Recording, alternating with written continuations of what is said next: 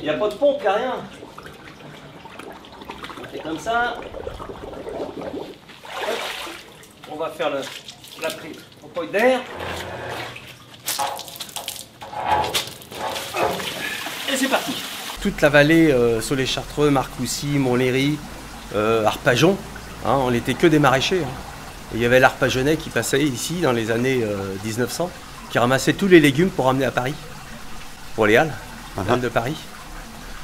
Et alors pourquoi il y a eu cette nécessité de permaculture? Parce que nous, c'était des petits espaces. C'était pas comme dans la plaine, dans la Beauce, hein, que des petits champs, des petites parcelles. Et on faisait la rotation de culture, haricots, courgettes, tous ensemble, avec les fleurs, les abeilles, tout ça, c'est la naissance de la permaculture. Hein. Moi, ce que j'apporte là, justement, à mon garçon, à Florian, hein, comment on travaille à l'ancienne, déjà. Hein. Et lui, qu'est-ce qu'il t'apporte?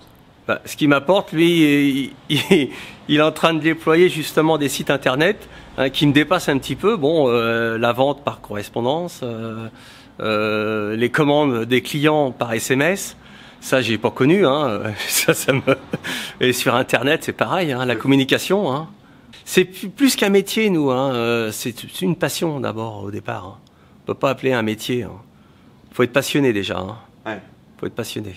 Ouais, parce que mon fils, il va prendre sa retraite dans 2 ans, environ. Hein. Et après, c'est Florian qui reprend. Voilà, moi, je sais pas si je serai encore là. Hein. Et tu sens que c'est entre de bonnes mains? Oui. Ah oui, Florian. Florian, il a toujours fait ça aussi. Hein. Il faisait son métier, mais entre-temps, il était avec nous, il venait dans les champs. Il a toujours été bercé dans les champs, quoi. Hein?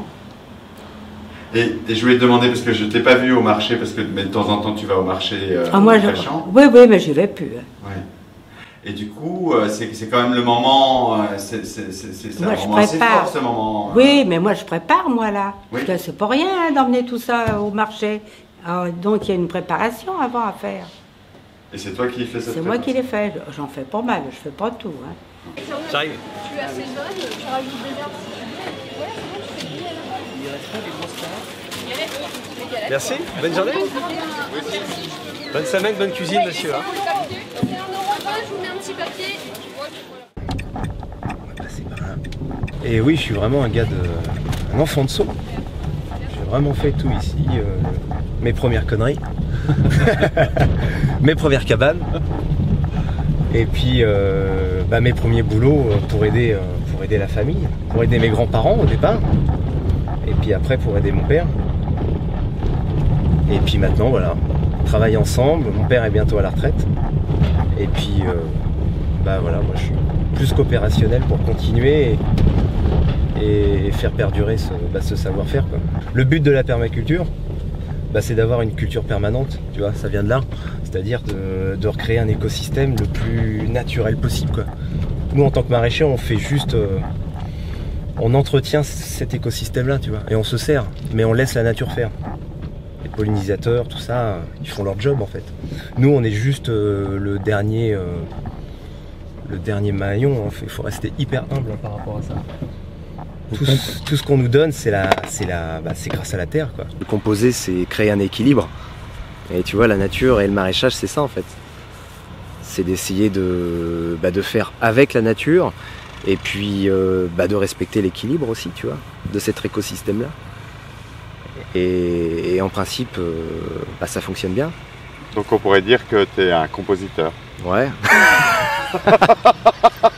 Et toi, ce moment où tu te retrouves dans le marché avec ton père et j'ai l'impression des copains. Ouais. C'est quoi ce moment-là? Ouais, des amis, parce que si tu veux, il y en a plein qui m'ont connu gamin, minot. Et ce qui est incroyable, c'est que en fait, moi je fais juste perdurer, c'est ce que je te disais. Mes arrière-grands-parents étaient déjà sur ces mêmes places de marché, donc effectivement, aujourd'hui je me retrouve avec les petits-enfants de ces clients-là, et c'est chouette parce que, comme je dis, il y a certains clients, je les vois plus que certaines personnes de ma famille, parce que je les vois chaque semaine, tu vois. Et ça, c'est vachement fort aussi. Il y a ce lien-là et le fait qu'on les nourrisse. Et ça, c'est hyper fort, tu vois. parce que tu sais que moi des fois j'y pense ce soir, je me dis tu vois ils doivent être en train de cuisiner mes produits et ça c'est chouette tu vois. Et j'ai certains clients qui me disent bah ouais on a fait une super soirée avec des amis, ils étaient hallucinés de découvrir tel ou tel légume. Et ça c'est aussi une gratification quoi. Et c'est une motivation. Ouais, on est presque dans un théâtre là. Ouais. Et c'est presque le moment où vous êtes dans la représentation. C'est vrai. C'est vrai, d'ailleurs, on commence des fois en disant aux vendeurs « show must go on », quoi.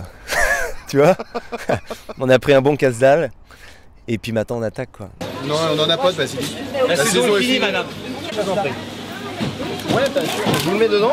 Et c'est chouette parce que, comme dans une cuisine, on est en plein rush. Et c'est vrai que le parallèle est intéressant parce que on fonctionne de la même manière, tu vois. Donc c'est super sympa, ouais. Et comme un orchestre, ouais. T'as ceux qui remettent en place, mon père ou moi, tu vois. On a nos vendeurs, et puis j'ai ma compagne aussi qui bosse avec moi et qui gère justement toutes les recettes du site. Et ça c'est super, tu vois, donc c'est un tout, c'est un équilibre. La recette du jour. Alors ça, on fait revenir un oignon avant, un oignon jaune, voilà, voire deux, voilà, ils sont pas très gros, donc 2 oignons jaunes à revenir dans la poêle. On coupe ensuite le potiron en cubes, on allonge avec un bouillon de volaille dégraissé. Si on est un peu gourmand, on rajoute de la crème. Si on est gourmand et light, on rajoute du lait de coco et on laisse mijoter.